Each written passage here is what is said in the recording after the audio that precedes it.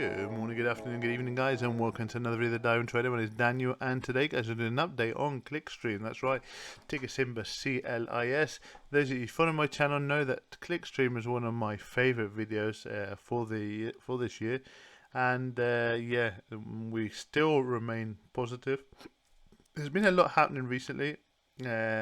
Quite good news, and at the same time probably bad news. Depends on how you look at it. I'll give you my point of view. So the whole idea of this, guys, is to go into these videos and give you a bit of an update of what's happening and give you my point of view, basically. Okay, so I'm not a financial advisor, so everything I say in this video is my own opinion. Okay, so just make sure you realize that. Now, ClickStream. Now, this is the most recent news that actually we received yesterday. And the Heypal app, which is one of our favorite apps they have, one of those subsidiary apps, they've launched their iOS, okay, so the Apple version worldwide after a successful international beta version. Okay, so this went sky high, but at the same time we had prices drop on the same day. So we'll have a look at prices in a minute, and that's partly due to the fact that they gave an offering on the same day. Now, a lot of people will say this is bad, and a lot of people say it's good. I'm not going to go in to say this is bad or this is good. If you're a short-term holder, you'll probably be frustrated. So yeah, you would say this is bad. But if you're a long-term holder, you still need to realize that if you still believe in this company for the long term and you see things are going in the right way, there's no reason to worry.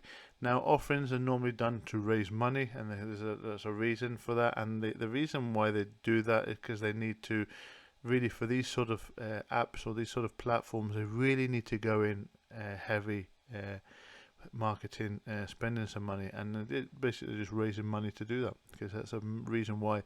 If they do that on a regular basis, then it will start to catch my attention. Now, what would it take for me to sell ClickStream?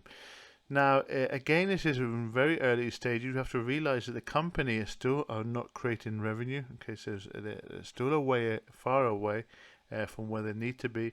It's still, I remember, it's a penny stock, so it still contains its risks. Okay, so it still could go very bad. Okay, and what I need to do is not be looking at pricing. Pricing, people say, well, if it gets to this amount of money, I'm pulling myself out. Now, if it gets to, let's say it gets to 9-10 cents, and nothing's changed about the company, why do you sell? Okay, what we need to be looking at, well, from my point of view, what we need to be looking at is the company are going in the right direction. Now, if I start to see users drop off the apps, that will sort of be the telltale sign for me to start reconsidering whether I want to go in or not. Okay, so I'm not looking at price. Okay, I'm not looking at price at all. We shouldn't be looking at price. A lot of people just look at price to see when they could be buying or selling. What we need to be looking at is the fundamentals. Now, this company needs to go forward. It's going forward in the right direction.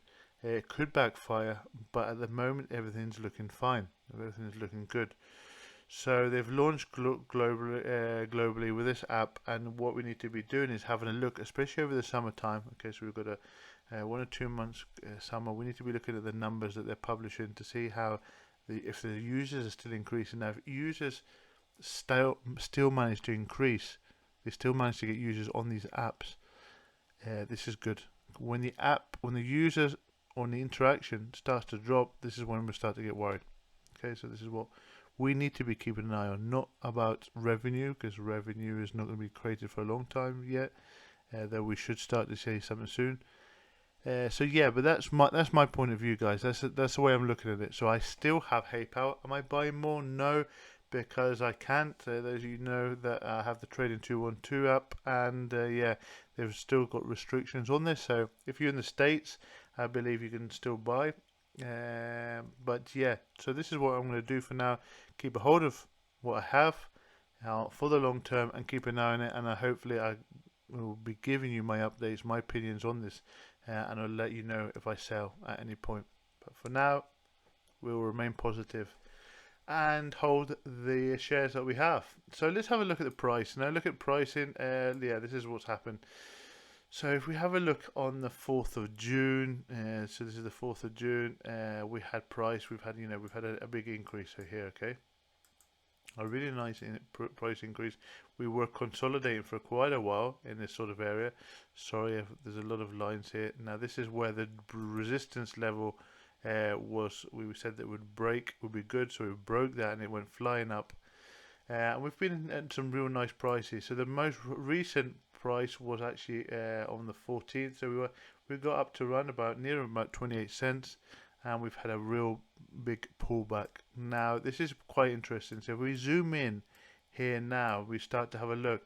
Now this is actually the level we're looking at. Actually, this is what I've had plotted for I don't know, for a few months now, or at least 1 or 2 months. No, less than that. Sorry, a few weeks, should I say.